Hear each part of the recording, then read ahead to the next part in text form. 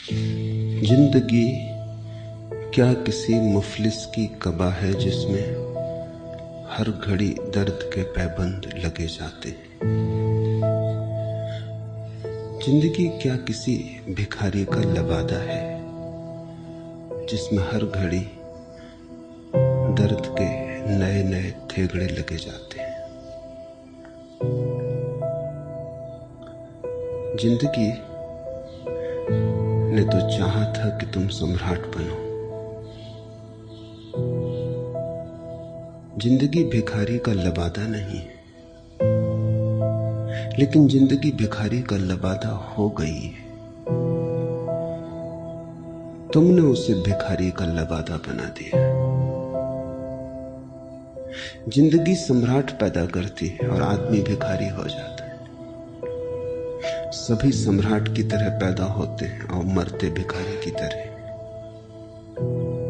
हर बच्चा संसार में एक नया साम्राज्य लाता है और हर बूढ़ा एक दुख की गाथा अपने साथ लिए विदा हो जाता है।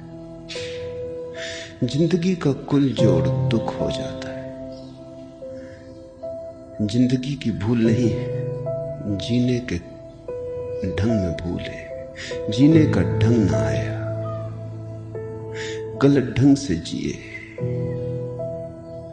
तो जहां स्वर्ण बरस सकता था वहां हाथ में केवल राख लगी। जहां फूल खिल सकते थे वहां केवल कांटे मिले, और जहां परमात्मा के मंदिर के द्वार खुल जाते वहां केवल नरक निर्मित हुआ। तुम्हारी जिंदगी तुम्हारे हाथ में है।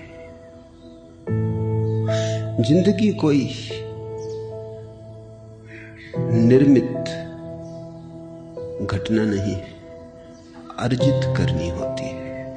जिंदगी मिलती नहीं, बनानी होती। मिलती तो है कोरी स्लेट, कोरा कागज। क्या तुम उस पर लिखते हो वो तुम्हारे हाथ में है। तुम दुख की गाथा लिख सकते हो, तुम आनंद का गीत लिख सकते हो। नहीं, ये बात गलत है। जिंदगी क्या किसी मुफलिस की कबा है जिसमें हर घड़ी दर्द के पैबंद लगे जाते हैं। ये बात गलत है, लेकिन ये बात अगर आदमी को देखें तो बिल्कुल सही मालूम होती है। कभी कोई बुद्ध, कोई महावीर, कोई कबीर और ढंग से जीता है और सारी जिंदगी आनंद का एक उत्सव हो जाती है।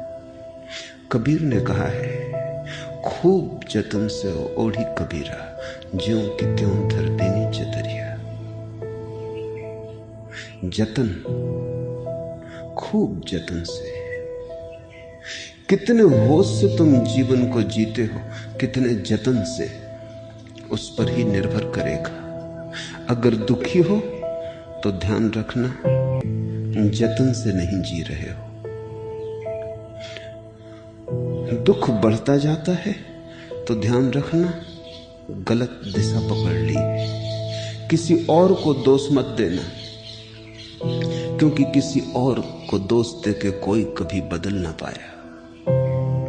किसी और को दोष मत देना, क्योंकि किसी और को दोष देने का अर्थ जीवन का रूपांतरण फिर कभी भी ना हो पाएगा। अगर आंख में आंसू हो तो कारण अपने हृदय में खोजना।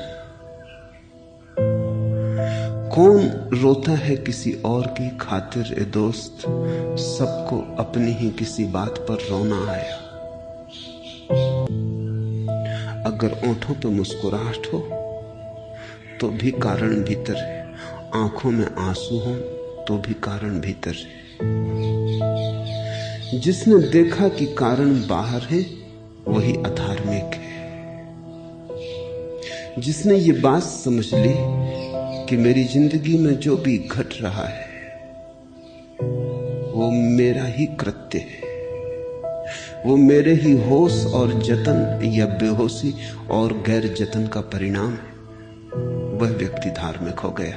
फिर दुख ज्यादा देर तुम्हारे पास ना रह सकेगा।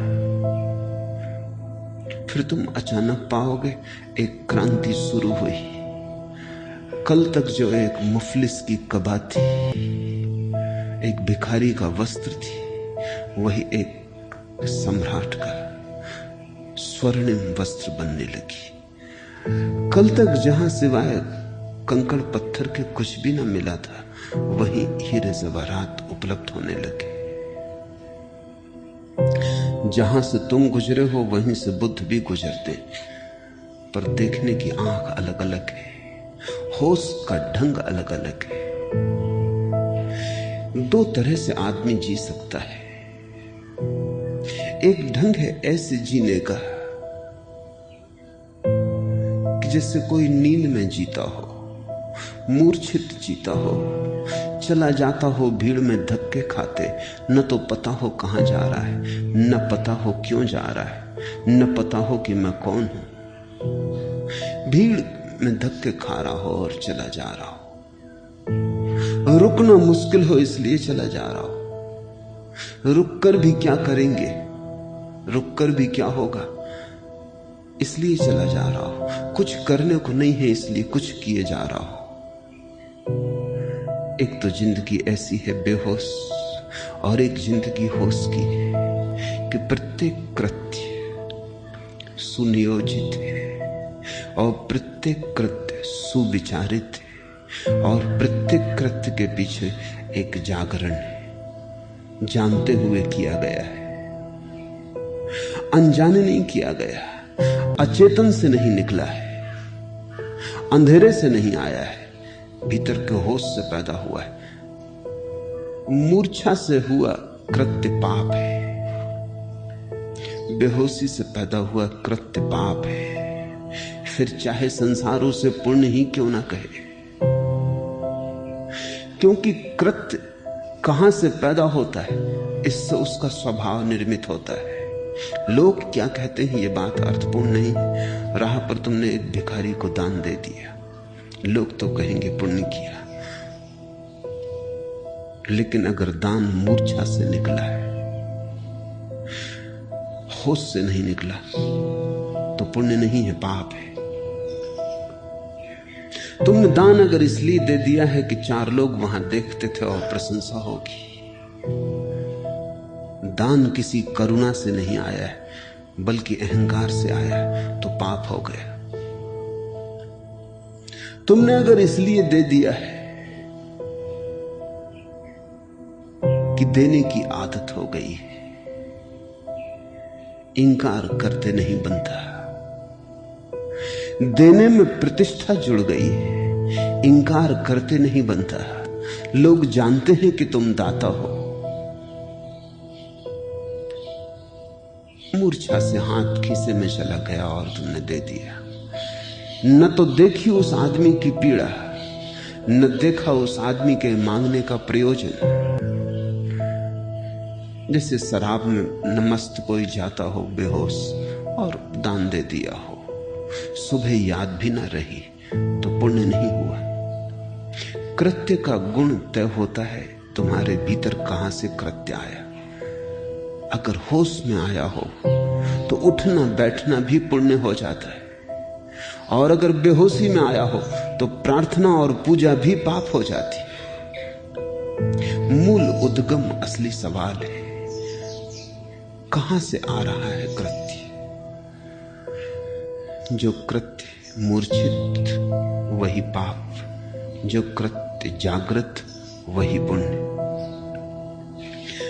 बुद्ध कहते हैं इस लोक में शोक करता है और परलोक में भी पापी दोनों जगह शोक करता है। वह अपने मैले कर्मों को देखकर शोक करता है, वह अपने मैले कर्मों को देख के पीड़ित होता है, इस लोक में भी परलोक में भी।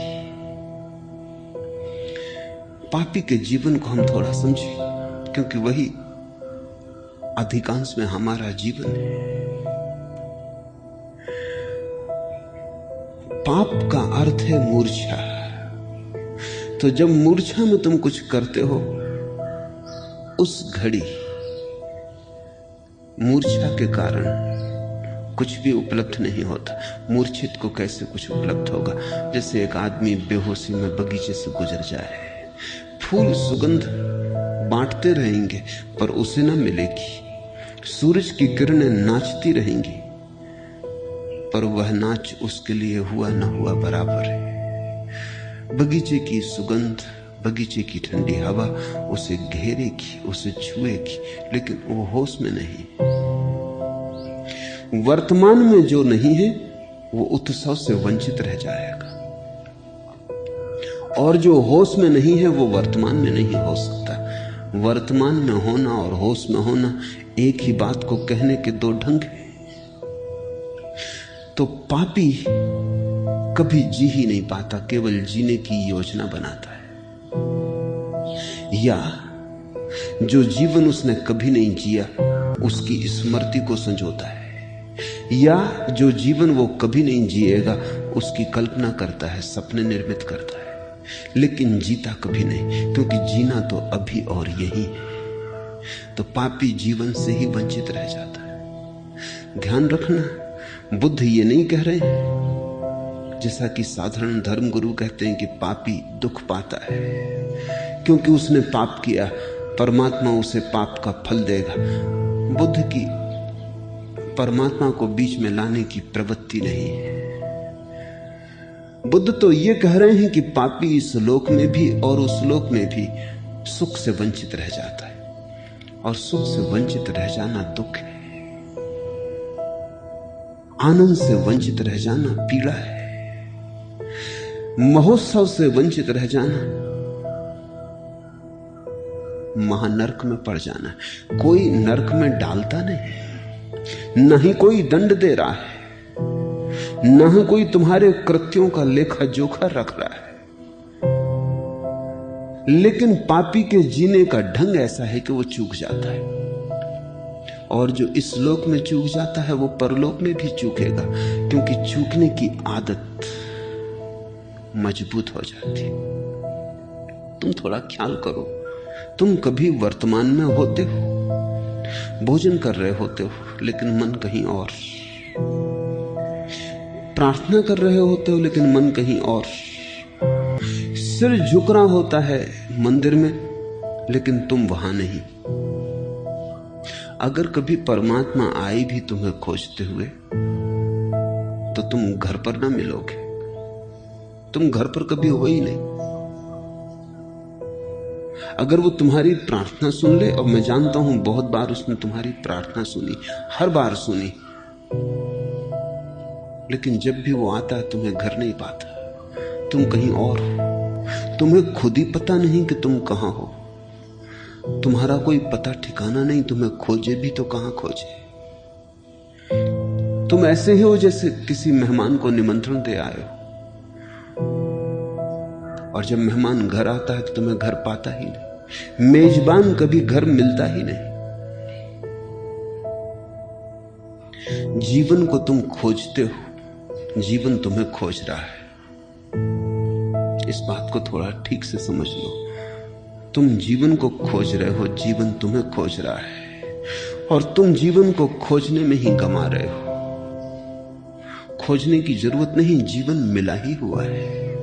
उसने सब तरफ से तुम्हें घेरा है, वही सब तरफ से बरस रहा है। रोए रोए में, श्वास श्वास में जीवन की ही पुलक है, जीवन का ही नृत्य है। कहां तुम खोजने जा रहे हो? जहां भी जाओगे गलत जाओगे। जाना गलत है, होना सही है। जाने में ही तो तुम वर्तमान से चूक जाते हो। तुम कहते हो कल सुख पाएंगे, न तो बीते कल मिला, न आना वाले कल मिलने वाला है, क्योंकि कल कभी आता नहीं।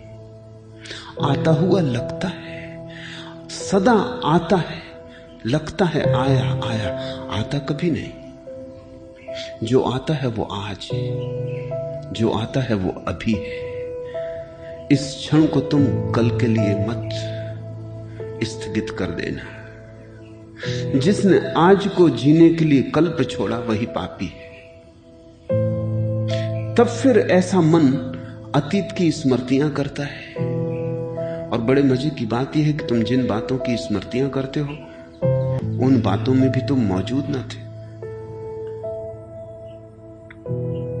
वो भी तुम्हारा ख्याल है, क्योंकि जब वे बातें घट रही थी तब तुम कहीं और थे। मेरे एक मित्र के साथ में ताजमहल गया था।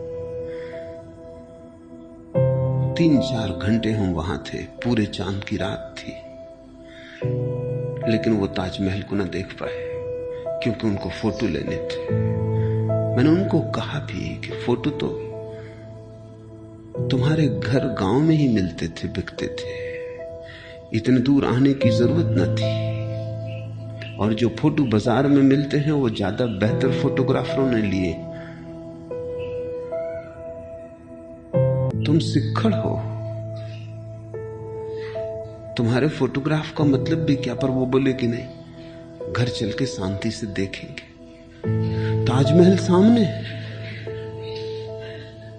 वो चित्र ले रहे हैं, वो घर चल के शांति से देखेंगे और तब वो सोचेंगे कैसा प्यारा ताजमहल। और वो कभी उन्होंने देखा नहीं, वो कैमरे ने देखा होगा, वो तो वहां थे ही नहीं, वो एल्बम बना रहे हैं।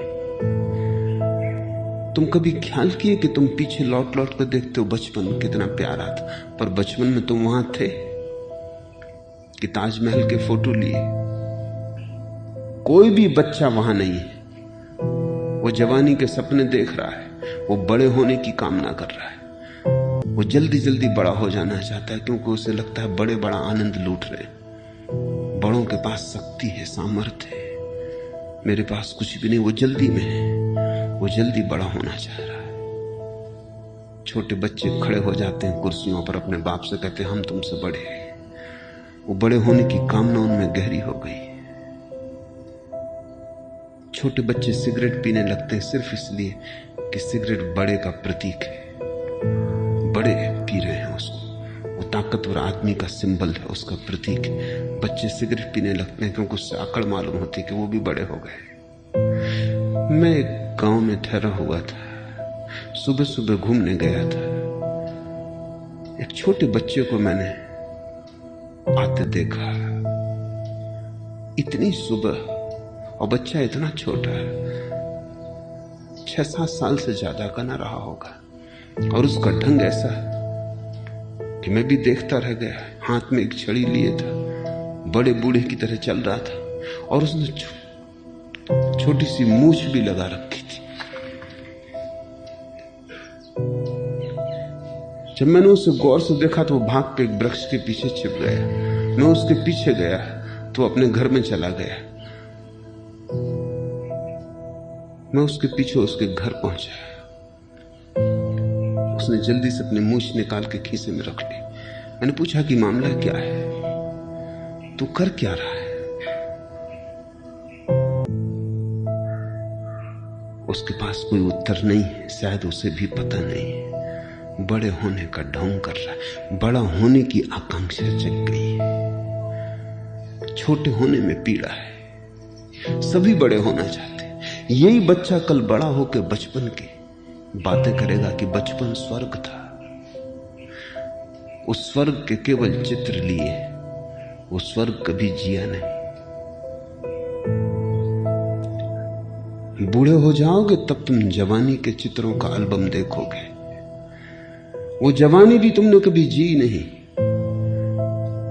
जब वहां थे तब वहां थे नहीं। यही रोग पाप है। तुमसे बहुत और व्याख्याएं लोगों ने कही हैं पाप की, शायद किसी ने तुमसे ये व्याख्या ना कही हो। लोगों ने कहा है बुरा करना पाप है। मैं नहीं कहता, क्योंकि मैं मानता हूं बुरा करना तुम्हारे गलत होने से पैदा होता है, इसलिए वो गौण है। गलत होना पाप है, गलत करना नहीं। और जो ठीक हो गया उसके जीवन से पाप पैदा हो जाते हैं। इसलिए असली सवाल ठीक करने का नहीं है, असली सवाल ठीक होने का है। इस भेद को ध्यान में रख लेना, क्योंकि ये भेद बुनियादी है।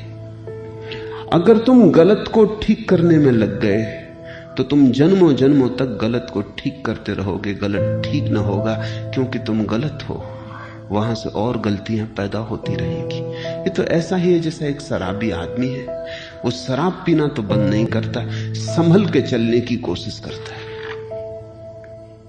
सभी शराबी करते, तुमने अगर कभी शराब पी है तो तुम्हें पता होगा, जितने शराबी संभल के चलते कोई नहीं चलता। हालांकि वो गिरते हैं, मगर संभल के वो बहुत चलने की कोशिश करते हैं। जिसने शराब नहीं पी है वो संभल के चलने की कोशिश ही क्यों करेगा? वो संभल के चलता ही है, इसकी कोशिश थोड़ी करनी होती है। जो होश में है उससे पुण्य होता ही है, पुण्य करना थोड़ी होता है। किया पुण्य भी 2 कौड़ी का हो जाता है। करने में ही तो अहंकार समा जाता है।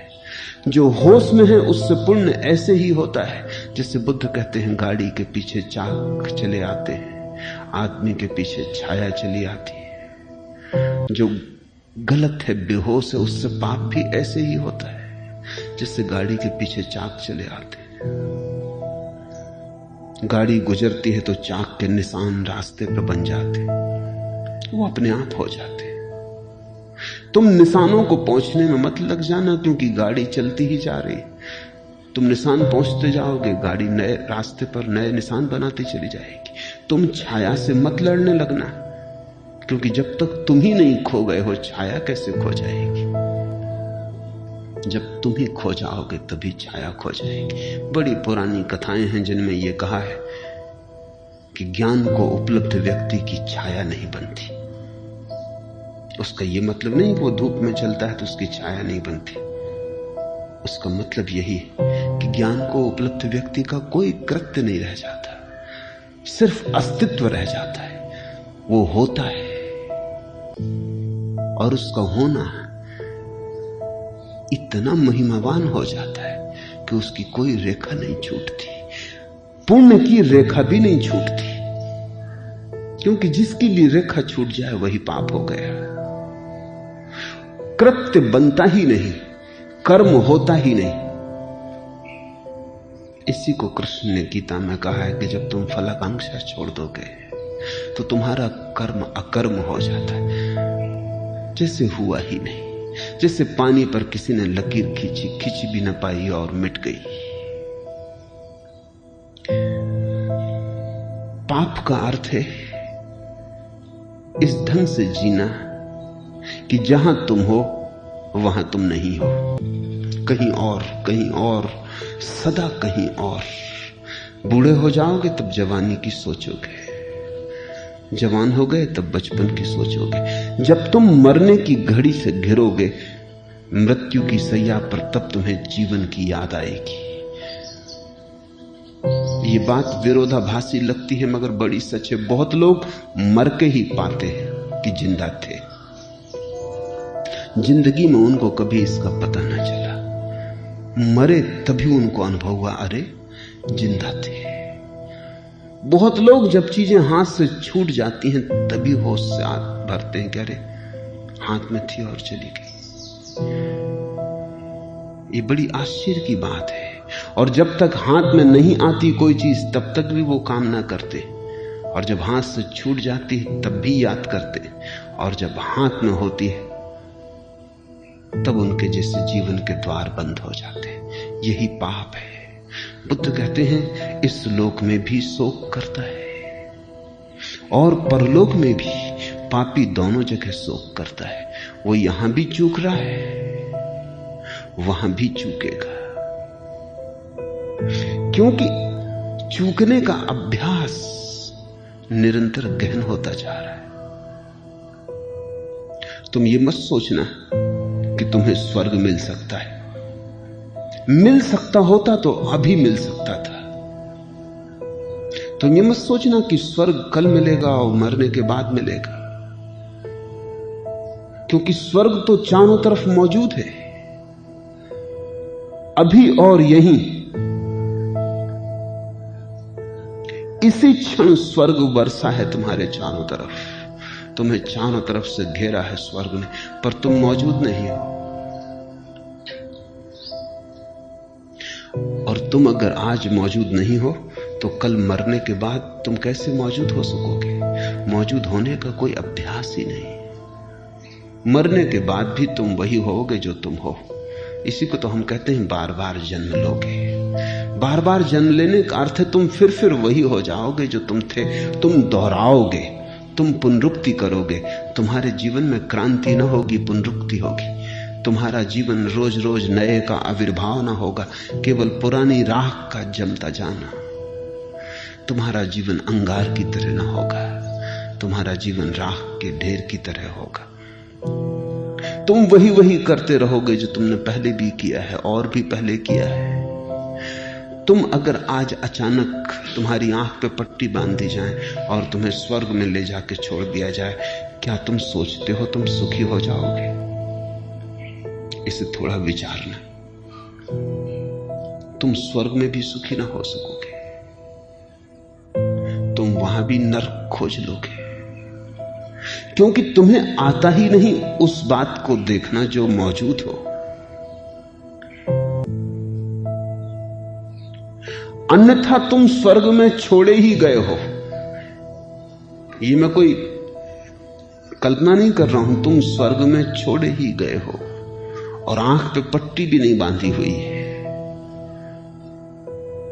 फिर से एक बार सूरज को देखो, फिर से एक बार फूलों को देखो, फिर से एक बार पक्षियों के गीत सुनो जैसे कभी ना सुने हो, फिर से एक बार नए और ताजे होकर जिंदगी से संपर्क साधो, फिर से एक बार अभी और यही उत्सव में डूब जाओ। अचानक तुम पाओगे स्वर्ग था। चूकते हम इसलिए न थे कि स्वर्ग दूर था, चूकते हम इसलिए थे कि स्वर्ग में थे, लेकिन वर्तमान में होने की कला ना आती थी। इस लोक में भी शोक करता है और परलोक में भी पापी दोनों जगह शोक करता है। वह अपने मैले कर्मों को देखकर शोक करता है, पीड़ित होता है। अतीत को याद करता है तो सिवाय मैले कर्मों के कुछ दिखाई नहीं पड़ता। सोया हुआ आदमी मैले कर्म ही कर सकता है, उसकी पूरी कथा, उसका पूरा इतिहास मैले कर्मों का होता है। जैसे किसी ने नींद में चित्र बनाया हो, देखता है कुछ समझ में नहीं आता, एक बेबूझ पहेली मालूम पड़ती है, स्याही के धब्बे मालूम पड़ते हैं, रंग बेतरतीब है, कुछ समझ में नहीं आता, जैसे किसी पागल ने बनाया हो। यद्यपि पागल मिल जाएंगे उसकी प्रशंसा करने को भी, क्योंकि दूसरे भी इतने सोए हुए हैं। तुम्हारे जीवन की प्रशंसा करने वाले लोग मिल जाएंगे, क्योंकि वे भी तुम जैसे। मैंने सुना है कि पिकासो के चित्रों की एक प्रदर्शनी पेरिस में हुई। एक चित्र के पास बड़ी भीड़ थी और लोग बड़ी प्रशंसा कर रहे थे, और तब पिकासो आया और उसने आके चित्र को सीधा टांगा। वो गलती से उल्टा टंगा था। लोग उसकी प्रशंसा कर रहे थे, उनमें से किसी को यह भी पता न चला कि वो उल्टा टंगा है। पिकासो के चित्र उल्टे या सीधे फर्क करना मुश्किल है। पिकासो भी कैसे करता था ये भी मुश्किल है।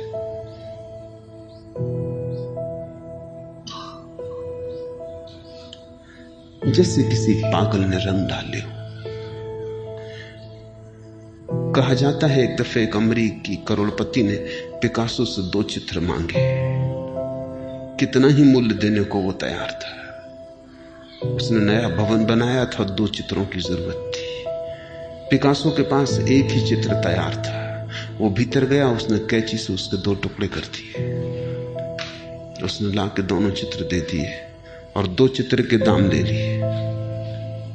पक्का करना मुश्किल है, पिकासो 4 भी कर देता है तो भी पता नहीं चलता। पिकासो के चित्रों में मनुष्य की पूरी विक्षिप्तता प्रकट हुई, और अगर उसके चित्रों का इतना समादर हुआ तो उसका कुल कारण इतना था कि मनुष्य के मन की जैसी दशा है उसका ठीक ठीक चित्रण उसके चित्रों में हो गया है। पिकासो के चित्रों को अगर थोड़ी देर गौर से देखते रहो तो तुम परेशान होने लगोगे, और थोड़ी देर गौर से देखो तो तुम घबराने लगोगे। अगर तुम देखते ही रहो रात भर टकटकी लगा के, सुबह तक पागल हो जाओगे। जैसे किसी ने बेहोशी में, विक्षिप्तता में रंग फेंक दिए। लेकिन यही तुम्हारी जिंदगी है। बुद्ध कहते हैं पापी अपने मैले कर्मों को देख के शोक करता है, देखता है पीछे, तो सिवाय अंधेरे के कुछ भी दिखाई नहीं पड़ता। अंधेरे में अपनी ही विक्षिप्त आवाजें और चीत्कार सुनाई पड़ते हैं। अंधेरे में अपने ही पैरों के पद चिन्ह बने दिखाई पड़ते हैं। उनसे ऐसा नहीं लगता कि कोई नाचा हो, उनसे ऐसा लगता है जैसे जंजीरों बंधा हुआ कोई कैदी गुजरा हो। उन कृत्यों को देखकर ऐसा नहीं लगता कि किसी जीवन में फूल खिले हों। उन्हें देखकर ऐसे ही लगता है कि कोई जीवन अनखिला ही डूब गया है। उन्हें देखकर ऐसा लगता है कि सुबह हुई ही नहीं और सांझ हो गई, सूरज निकला ही नहीं और डूब गया, कली खिली ही नहीं और मुरझा गई। शोक होता है पीछे देखकर, और आगे की आशा बांधे रखता है पापी। परलोक पापी की आशा है, कोई परलोक नहीं है। जो है अभी है, यहां है, सब अभी है, यहां है, कोई परलोक नहीं। परलोक पापी की आशा है, भविष्य पापी की कल्पना है। वर्तमान पुण्यात्मा का जीवन है, भविष्य पापी की आकांक्षा है। भविष्य की आकांक्षा तभी पैदा होती जब वर्तमान बांझ होता है। जब वर्तमान में कुछ भी नहीं होता तो आदमी आगे की अपेक्षा करता है, क्योंकि बिना आशा के फिर जिएगा कैसे? अभी तो कुछ भी नहीं। अगर तुम आज ही अपने को देखो तो आत्महत्या करने का मन होगा, कुछ भी तो नहीं। तुम कहते हो कोई फिक्र नहीं, आज तक कुछ भी नहीं हुआ, कल होगा। हिम्मत बढ़ती है, सिर फिर खड़ा हो जाता है, पैर फिर मजबूत हो जाते। आज तक सब व्यर्थ हुआ, कोई चिंता की बात नहीं, कल आ रहा है। कल के साथ सारी आशाएं फलीभूत होंगी, सब बीज अंकुरित होंगे, सब कलियां खिलेंगी। कल आ रहा है और कल कभी आता नहीं, और रोज कल को तुम आगे सरकाए चले जाते हो। ऐसे ही एक दिन तुम मर जाते हो। परलोक पापी की आशा है। ये सुनकर तुम्हें हैरानी होगी, पुण्यात्मा परलोक की बात ही नहीं करता। पुण्यात्मा कहता है यही है, अभी है। पुण्यात्मा ये नहीं कहता कि परमात्मा आकाश में बैठा है। पुण्यात्मा कहता है परमात्मा ने सब तरफ से घेरा है, श्वास श्वास में वही भीतर जा रहा है, वही बाहर जा रहा है। पापी कहता है परमात्मा आकाश में बैठा है। पुण्यात्मा तुम में झांकता है और परमात्मा को पाता है। पापी चारों तरफ देखता है, कहीं कोई परमात्मा नहीं दिखाई पाता, सब तरफ दुश्मन दिखाई पड़ते हैं। वो कल्पना करता है परमात्मा की वो आकाश में बैठा है, क्योंकि इतने दुश्मनों के बीच जीना मुश्किल है, कोई सहारा चाहिए।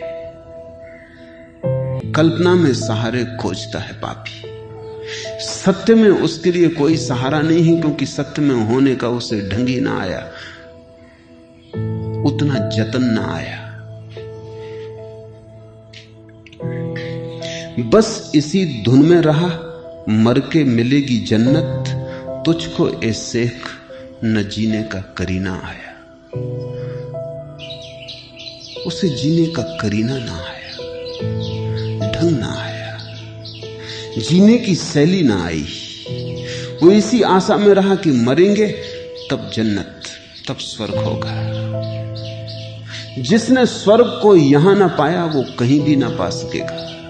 जिसने यहां खोया वो सब जगह खो देगा। इस लोक में और परलोक में भी पापी शोक करता है। इस लोक में मुदित होता है और परलोक में भी। पुण्यात्मा दोनों लोक में मुदित होता है। ये बुद्ध के वचन बड़े प्यारे हैं। इस लोक में मुदित होता है, खिलता है, नाचता है, आनंदित होता है। इस लोक में मुदित होता है और परलोक में भी, क्योंकि परलोक इसी लोक का विस्तार है। परलोक इसी लोक की संतान है। परलोक इसी लोक से आता है, निकलता है, पैदा होता है। जैसे बीज से अंकुर निकलता है, जैसे मां के गर्भ से बेटा पैदा होता है, ऐसे ही वर्तमान से भविष्य पैदा होता है। इसी लोक से, इसी क्षण से आने वाला क्षण आ रहा है, इसी क्षण में छिपा है। जैसे बीज में वृक्ष छिपा है, ऐसा वर्तमान में भविष्य छिपा है। इस लोक में परलोक छिपा है, पदार्थ में परमात्मा छिपा है। इस लोक में मुदित होता है, परलोक में मुदित होता है। पुण्यात्मा दोनों लोक में मुदित होता है। क्यों? जिसे यहां मुदित होना आ गया उसे सब जगह मुदित होना आ गया। असली सवाल लोक का नहीं है, असली सवाल प्रमुदित होने की कला का है। जिसे हंसना आ गया, जिसे नाचना आ गया, जिसने जीवन की धुन को पकड़ लिया और जो जीवन के गीत में तालबद्ध होना सीख गया, जो जीवन के साथ छंद का अनुभव करने लगा, जिसके पैर जीवन के नाच के साथ पड़ने लगे, जीवन की बांसुरी ने जिसके हृदय को छू लिया, वो सभी जगह प्रमुदित होता है। तुम उसे नरक में ना डाल सकोगे। शास्त्र कहते हैं पुण्यात्मा स्वर्ग जाता है, पापी नरक जाता है। बात बिल्कुल भिन्न है। पापी कहीं और जा नहीं सकता। ऐसा नहीं कि नरक भेजा जाता है, कहीं भी भेजो पापी नरक पाता है। ऐसा नहीं कि पुण्यात्मा को स्वर्ग भेजा जाता। कौन बैठा है सब हिसाब करने को? कौन इस सब व्यवस्था को बिठाता रहेगा? किसको पड़ी है? पुण्यात्मा को कहीं भी भेजो वो स्वर्ग पहुंच जाता है। मैं एक कहानी पढ़ता था। यूरोप का एक बहुत बड़ा विचारक हुआ एडमंड बर्ग। वो रोज सुनने जाता था एक पादरी को। पादरी ने एक दिन चर्च में कहा कि जो लोग पुण्यात्मा हैं और परमात्मा में भरोसा करते हैं वो स्वर्ग जाते हैं। एडमंड बर्ग खड़ा हो गया। उसने कहा मुझे एक बात पूछी। आपने दो बातें कही कि जो लोग पुण्यात्मा हैं और परमात्मा में भरोसा करते वो स्वर्ग जाते हैं। मैं पूछता हूं कि जो लोग पुण्यात्मा हैं और परमात्मा में भरोसा नहीं करते वो कहां जाते? और मैं ये भी पूछना चाहता हूं कि जो परमात्मा में भरोसा करते हैं और पुण्यात्मा नहीं वो कहां जाते? एडमंड बर्ग की जिज्ञासा एकदम प्रामाणिक थी। पादरी भी ठगा सा रह गया। अब क्या कहे? उसे बड़ी उलझन हो गई। अगर वो कहे कि जो लोग पुण्यात्मा हैं और परमात्मा में भरोसा नहीं करते वो भी स्वर्ग जाते, तो स्वभावतः बर्ग कहेगा फिर परमात्मा में भरोसे की जरूरत, पुण्य ही काफी है। और अगर मैं कहूं कि जो लोग पुण्यात्मा हैं और परमात्मा में भरोसा नहीं करते वे स्वर्ग नहीं जाते, तो बर्ग कहेगा तो फिर पुण्य की झंझट में पड़ने की क्या जरूरत, परमात्मा में भरोसा काफी है। पादरी ने कहा मुझे तुमने उलझन में डाल दिया, थोड़ा मुझे सोचने का समय दो। कल रात भर पादरी सो न सका। आदमी निष्ठावान रहा होगा, चालाक नहीं, बुद्धिमान रहा होगा। बहुत सोचा लेकिन उलझन न हल हुई। सुबह सुबह बोर होते होते रात भर का जागा, सोचता सोचता नींद लग गई। नींद में उसने एक सपना देखा कि वो ट्रेन में बैठा है। उसने लोगों से पूछा ये ट्रेन कहां जा रही? उन्होंने कहा ये स्वर्ग जा रही। उसने कहा चलो अच्छा हुआ, यही तो मुझे पूछना था। ये अच्छे हुआ आंख से ही देख लूंगा। तो उसने सोच रखे नाम मन में। जैसे सुकरात परमात्मा में भरोसा नहीं करता था, आदमी पुण्यात्मा था। जैसे बुद्ध, इससे और पुण्य की साकार प्रतिमा कहां पाओगे? लेकिन आदमी परमात्मा में भरोसा नहीं करता था। तो उसने कहा ठीक है, अगर ये बुद्ध और ये सुकरात स्वर्ग में मिल गए तो उत्तर साफ हो जाता है कि परमात्मा में भरोसे की जरूरत नहीं। अगर ये स्वर्ग में ना मिले तो भी उत्तर साफ हो जाता है कि पुण्य से कुछ भी ना होगा, असली चीज परमात्मा में भरोसा है। स्वर्ग के स्टेशन पर उतरा, बड़ी हैरानी हुई। स्टेशन बड़ा उदास था, जिससे कई जमानों की धूल जमी हो, किसी ने साफ ना की हो। थोड़ा हैरान हुआ, जाके गौर से देखा, तख्ती पर तो स्वर्ग ही लिखा है। गांव में प्रविष्ट हुआ, बड़ी बेरौनक थी बस्ती। कहीं फूल खिलते न मालूम पड़ते थे और किसी घर से वीणा के स्वर न उठते थे। कहीं कोई नाचता न मिला। मिले भी ऐसे धर्मगुरु, पादरी, मुनि, मगर कोई रौनक न मिली।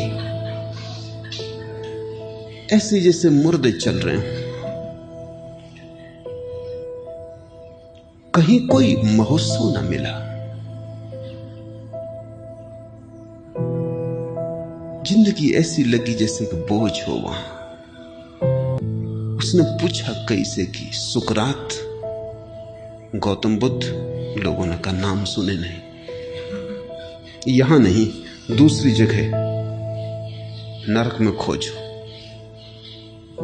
भागा स्टेशन आया, पूछा कि नरक की गाड़ी भाग्य से खड़ी थी, जा ही रही थी। वो बैठ गया। नरक पहुंचा तो बड़ा हैरान होने लगा, जैसे किसी महोत्सव में प्रवेश हो रहा हो।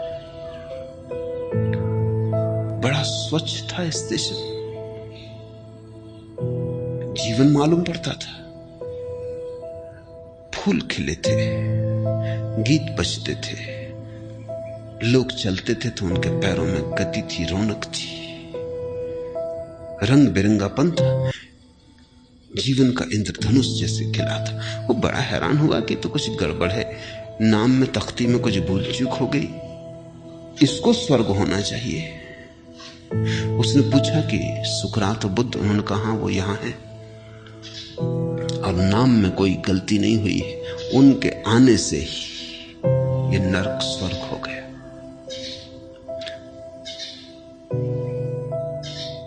नींद खुल गई उसकी, घबराहट में नींद खुल गई कि ये क्या मामला है। सपना तो खो गया। जब वो सुबह चर्च गया, उसने कहा कि भाई मैं कुछ और न कह सकूंगा, लेकिन रात एक सपना आया है, वो मैं दोहरा देता हूं। उत्तर में सपने में मुझे ऐसा दिखाई पड़ा, कहां तक सही है कहां तक झूठ है कुछ कह नहीं सकता, मेरी कोई सामर्थ्य भी नहीं इसका निर्णय लेने की। इतना मुझे दिखाई पड़ा, और वो ये कि जहां भी पुण्यात्मा पुरुष पहुंच जाते हैं वहीं स्वर्ग है, जहां पापी पहुंच जाते हैं वहीं नरक है। पापी नरक जाते हैं ऐसा नहीं, पापी अपना नरक अपने साथ लेके चलते हैं। और पुण्यात्मा स्वर्ग जाते हैं ऐसा नहीं, पुण्यात्मा अपना स्वर्ग अपने साथ लेके चलते हैं। तुम उन्हें कहीं भी फेंक दो।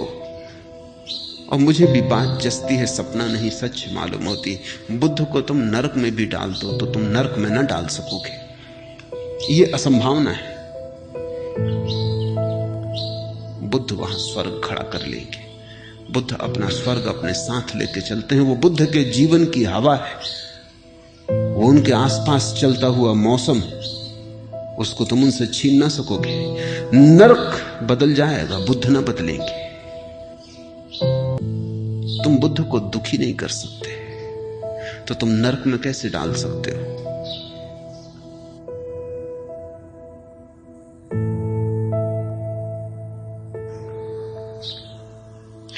तुम तुम्हारे तथाकथित धर्म गुरुओं को सुखी नहीं कर सकते, तुम स्वर्ग कैसे भेज सकते हो? बस इसी धुन में रहा, मर के मिलेगी जन्नत, तुझको ए सैक न जीने का करीना आया। हे धर्मगुरु, तुझे जीने का करीना ना आया।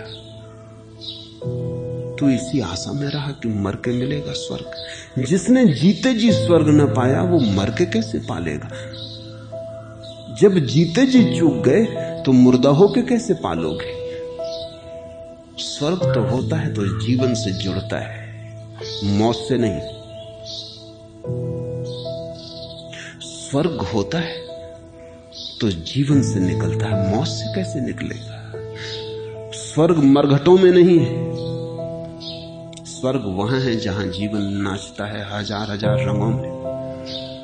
स्वर्ग वहां है जहां जीवन की धुन बज रही है हजार हजार स्वरों में। स्वर्ग वहां है जहां तुम जितने गहरे जीवंत हो जाते हो। स्वर्ग सिकुड़ना नहीं है, फैलाव है।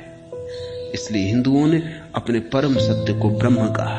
ब्रह्म का अर्थ होता है विस्तीर्ण। ब्रह्म का अर्थ है जो फैलता ही गया है, जिसकी कोई सीमा नहीं आती। तुमने कभी ख्याल किया, दुख सिकुड़ता है, आनंद फैलता है। दुख का स्वभाव है सिकुड़ना।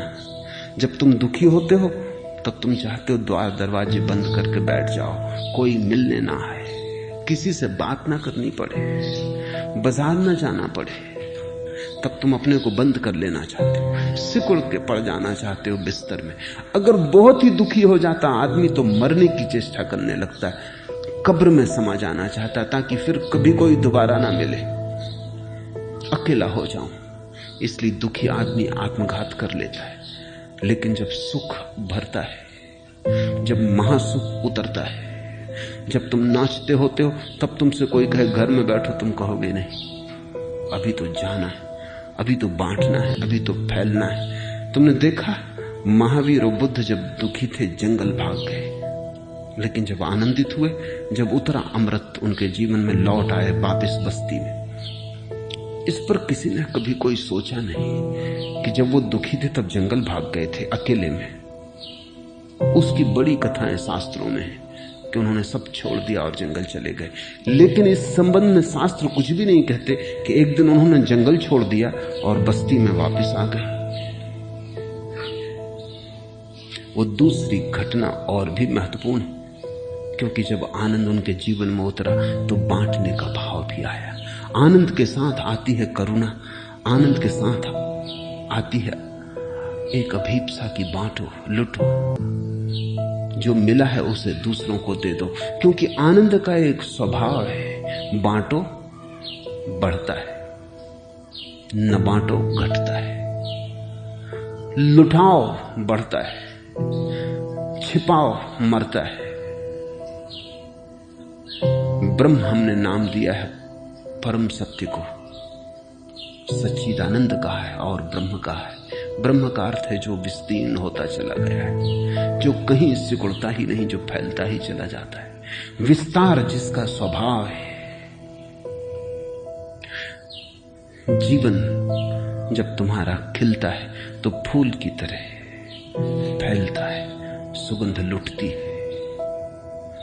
जब तुम मुरझाते हो दुख में तो बंद हो जाते हो, सिकुड़ जाते हो, जड़ हो जाते हो, प्रवाह रुक जाता है। इसे ध्यान रखना। इस लोक में मुदित होता है। मुदित शब्द बड़ा महत्वपूर्ण है, ये फूल की दुनिया से आया हुआ शब्द है, प्रमुदित। मुदित का अर्थ होता है खिलना, फूलना, फैलना।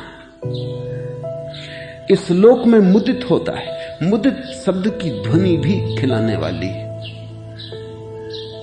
और परलोक में भी, क्योंकि परलोक कहीं और थोड़ी है, इसी लोक से निकलता है, इसी लोक की श्रृंखला है, इसी लोक का अगला कदम है।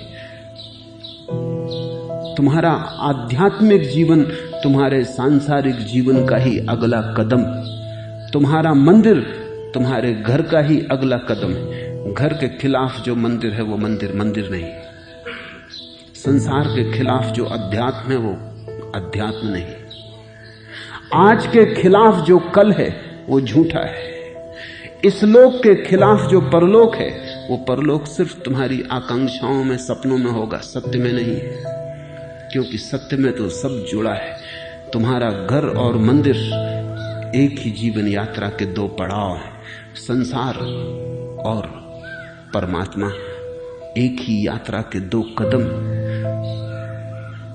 इस लोक में मुदित होता है और परलोक में भी। पुण्यात्मा दोनों लोक में मुदित होता है।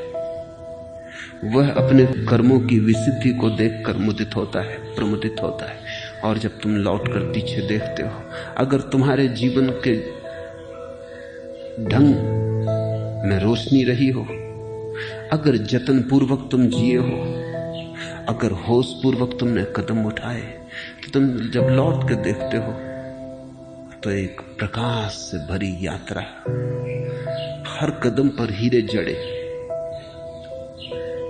और तुम्हारे कदमों में शराबी की डगमगाहट नहीं दिखाई पड़ती, होश की स्थिरता मालूम होती। और यात्रा सिर्फ यात्रा नहीं मालूम होती, तीर्थ यात्रा मालूम होती।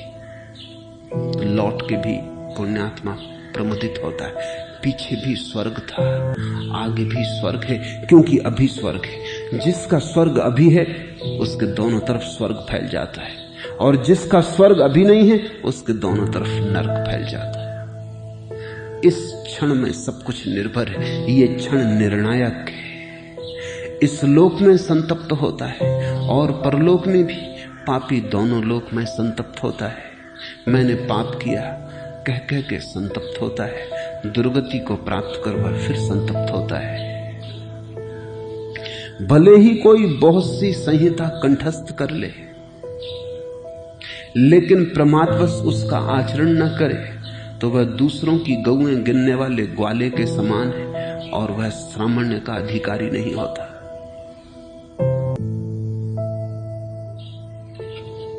भले ही कोई पूरा वेद कंठस्थ कर ले, संहिता कंठस्थ कर ले, लेकिन उसका आचरण न करे, कितना ही ज्ञानी हो जाए, लेकिन ज्ञान उसका जीवन न बने तो वो पाप में ही जिएगा। जानने से पुण्य का कोई संबंध नहीं है, जीने से संबंध है। खुश्क बातों में कहां ए शेख कैफे जिंदगी, वो तो पीकर ही मिलेगा जो मजा पीने में है। पीने के संबंध में कितनी बातें याद कर लो, शराब के सब फार्मूले कंठस्थ कर लो, परमात्मा के संबंध में जो कहा गया है याद कर लो, कितनी ही संहिता कंठस्थ कर लो, वो तो पीकर ही मिलेगा जो मजा पीने में। खुश्क बातों में कहां, वो तो पीकर ही मिलेगा जो मजा पीने में है। तो बुद्ध कहते हैं कि जब तक जो तुमने जाना वो तुम्हारा जीवन ना हो, जब तक तुम्हारे जीने और तुम्हारे जानने में अंतर होगा तब तक तुम भटकोगे। जब तुम्हारा जानना ही जीवन होगा और तुम्हारा जीना ही जानना होगा, जब तुम्हारे होने में और तुम्हारे बोध में कोई अंतर न रह जाएगा, जब संहिता कंठ में ना होगी, हृदय में होगी, जब वेद केवल मस्तिष्क की खुजलाहट ना होगी, हृदय का भाव बनेगा, तब चाहे शब्द भूल जाएं, सिद्धांत विस्मृत हो जाएं, लेकिन तुम जीते जागते प्रमाण होगे, तुम सिद्धांत होगे। तुम्हारे पास चाहे ईश्वर को प्रमाणित करने का कोई तर्क ना हो, लेकिन तुम ही तर्क हो गए होगे, तुम्हारी मौजूदगी प्रमाण बनेगी। इसलिए तो बुद्ध ईश्वर की बात नहीं करते, वो स्वयं ईश्वर के प्रमाण हैं। उन्हें देखकर जिसको भरोसा ना आया, उसे तर्क देकर भी भरोसा कैसे दिलाया जा सकेगा। एक युवक ने बुद्ध से पूछा है एक दिन कि मुझे आनंद, निर्वाण, मोक्ष, इन पर कोई भरोसा नहीं आता, आप कृपा करें और मुझे समझाएं। बुद्ध ने कहा मुझे देखो, और अगर मुझे देखकर भरोसा ना आया तो मेरे कहने से कैसे भरोसा आ जाएगा। मैं यहां मौजूद हूं प्रमाण की तरह, और अगर तुम मुझे नहीं देख पाते तो तुम मुझे सुन कैसे पाओगे। जिसने मुझे देखा उसे सुनने की जरूरत ना रही, और जिसने सुनने का ही ध्यान रखा वो मुझे देख ना पाएगा। भले ही कोई बहुत सी संहिता कंठस्थ कर ले, लेकिन प्रमादवश उसका आचरण ना करे। जानना तो बड़ा सरल है, क्योंकि जानने से अहंकार को बड़ी तृप्ति मिलती। मैं जानने वाला हो गया,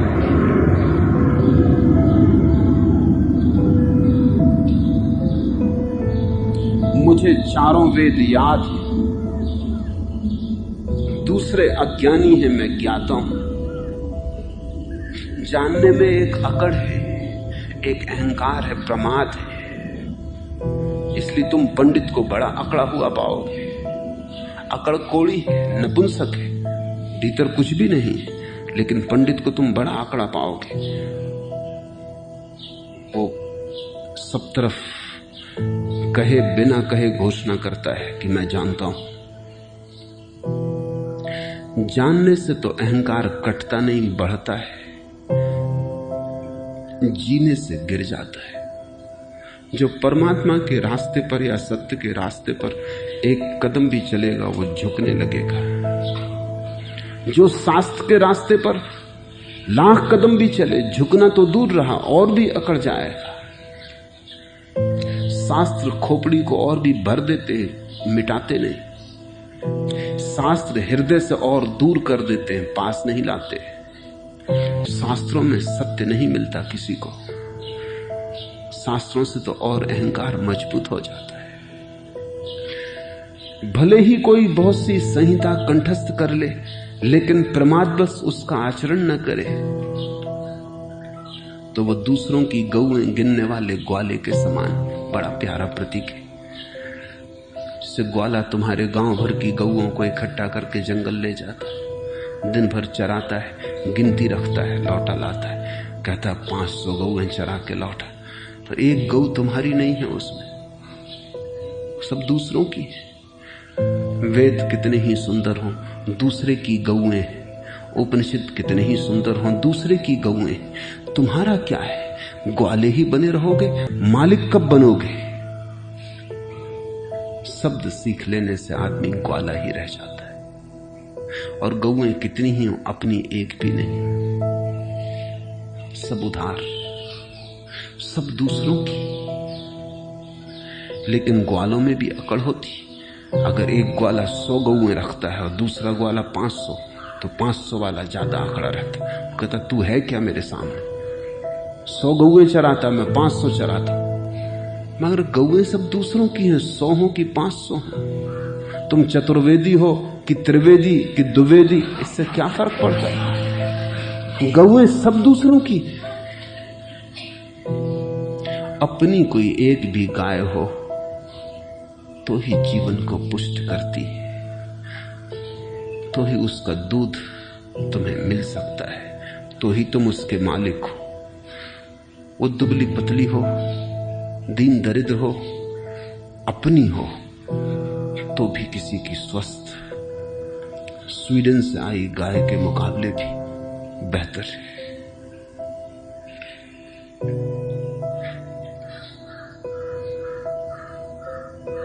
पीने वाले एक ही दो हों तो हों, मुफ्त सारा मैं कदा बदनाम है। ज्ञानी बहुत दिखाई पड़ते हैं, पीने वाले एक ही दो हों तो हों। वेद के जानने वाले, उपनिषद कुरान के जानने वाले बहुत हैं। पीने वाले एक ही दो हों तो हों, मुफ्त सारा मैं कदा बदनाम है। शराब घर में जितनों को तुम बैठा देखते हो, सबको पीने वाले मत समझ लेना। उनमें से कई तो पानी ही पी रहे हैं और नाटक कर रहे हैं। नाटक कर रहे हैं कि गहरे नशे में, और पानी पी के सिर हिलाने से कुछ भी नहीं होता।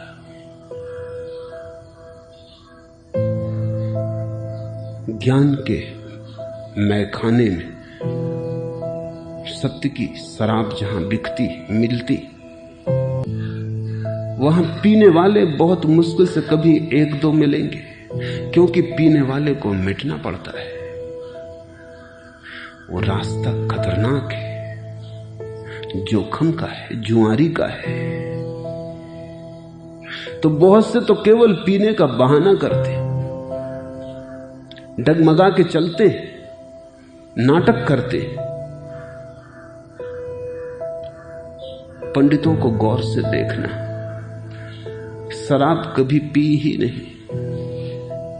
शराब का शास्त्र कंठस्थ किया है और उसी से मतवाले होके चल रहे हैं। बातचीत सुनी है, नशा छा गया है। इस नशे की भ्रांति में मत पड़ना।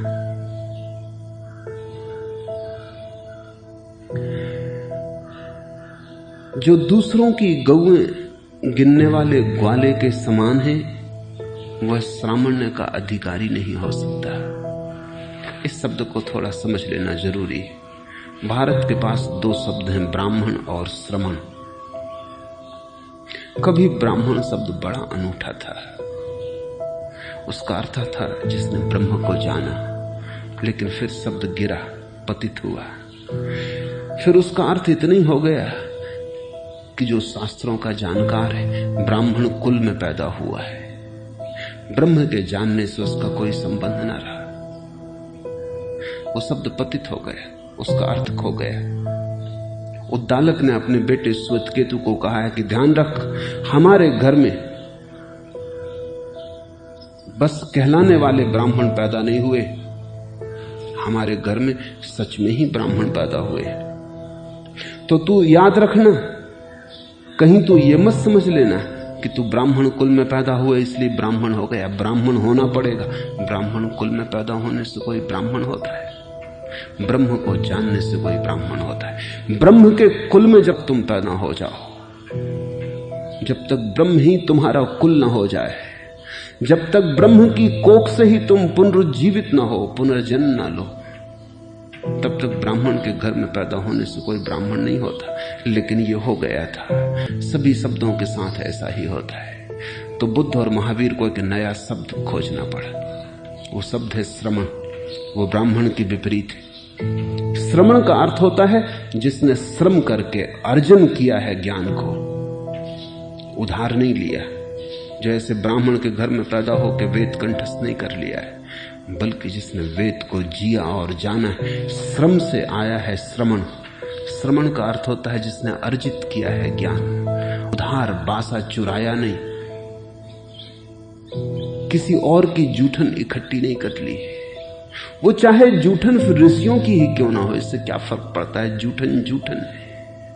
जिसने अपने जीवन सत्य को स्वयं ही पहचाना है, साक्षात्कार किया है, श्रम से जिसने अर्जित किया है, वो श्रमण। तो बुद्ध कहते हैं जो दूसरों की गौएं गिनने वाले ग्वाले के समान है, वो श्रामण्य का अधिकारी नहीं होता। वो भला ब्राह्मण अपने को कहता रहे, लेकिन श्रमण हम उसको ना कहेंगे। फिर श्रमण की भी वही दुर्गति हो गई, सभी शब्दों की वही गति हो जाती है। अब जैन मंदिरों में, बौद्ध विहारों में श्रमण बैठे, वो वैसे हो गए जैसे ब्राह्मण थे। उन्होंने कुछ जाना नहीं, बुद्ध के शब्द कंठस्थ कर लिए, महावीर की वाणी कंठस्थ कर ली। खुद कोई अनुभव नहीं है, कोई एक किरण भी नहीं उतरी अनुभव की। शब्दों का अंधेरा है, अनुभव की एक किरण नहीं। शास्त्रों की बड़ी भीड़ है, बोझ है, लेकिन शून्य का एक भी स्वर नहीं। तो दब गए हैं शास्त्रों से, लेकिन शून्य की मुक्ति जो ब्राह्मण की दुर्गति हुई थी, वही अब श्रमण की हो गई, सभी शब्दों की हो जाती है। क्योंकि जल्दी ही आदमी को यह समझ में आ जाता है, मुफ्त ज्ञान, चुराया ज्ञान इकट्ठा कर लेना सस्ता है, उसमें दांव पे कुछ भी नहीं लगाना पड़ता। कूड़ा करकट कहीं से भी इकट्ठा कर लाए। लेकिन अगर ज्ञान स्वयं पाना हो तो अपने को गंवाना पड़ता है। जो अपने को खोने को राजी है, वही सत्य को पाने का अधिकारी होता है, वही श्रामण्य का अधिकारी होता है, वही ब्राह्मण कहलाने का हकदार होता है। भले ही किसी को थोड़ी सी ही का आचरण हो, राग द्वेष और मोह को छोड़कर सम्यक ज्ञान और विमुक्त चित्त वाला हो, तथा इस लोक और परलोक में किसी भी चीज के प्रति निरभिलाष हो, तो वह श्रामण्य का अधिकारी होता है।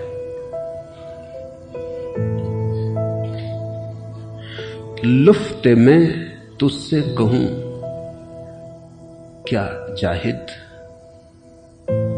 हाय कम वक्त तूने पी ही नहीं। वो जो शराब का मजा है, लुफ्ते मैं क्या कहूं जाहिद,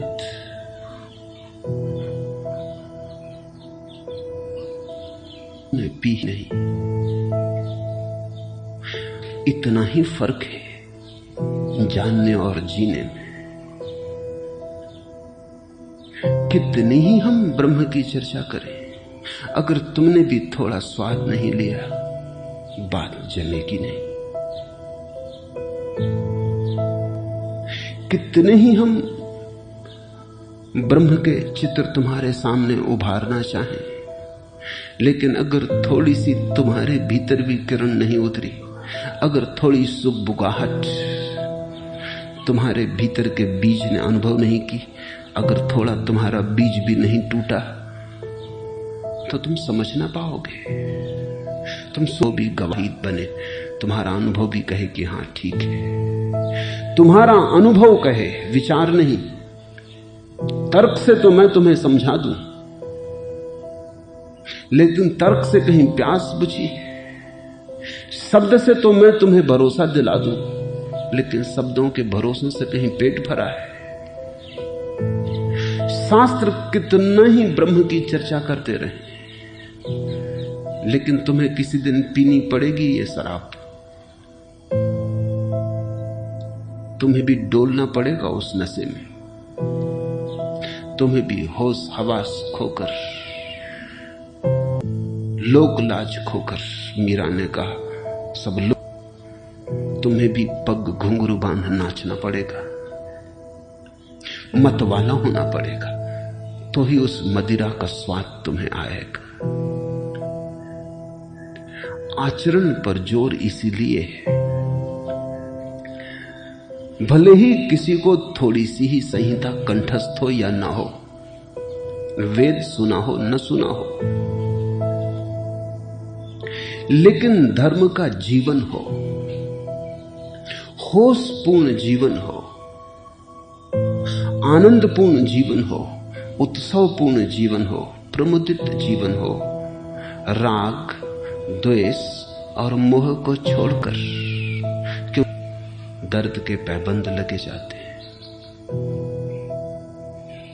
तथा इस लोक और परलोक में किसी भी चीज के प्रति निरभिलाष हो, क्योंकि जिसकी आशा आगे भागी जा रही है वो यहां इसी क्षण मौजूद जीवन से अपरिचित रह जाएगा, वो कभी परिचित ना हो पाएगा। जीवन यहां, तुम कहीं और। तो बुद्ध ने कहा है इतनी सी भी अभिलाषा न रह जाए परलोक पाने की, स्वर्ग पाने की, परमात्मा को पाने की भी अभिलाषा न रह जाए। इसलिए बुद्ध जानते हुए कि परमात्मा है और चुप रहे, क्योंकि शब्द निकाला मुंह, ऐसा नहीं कि बेजुबां थे,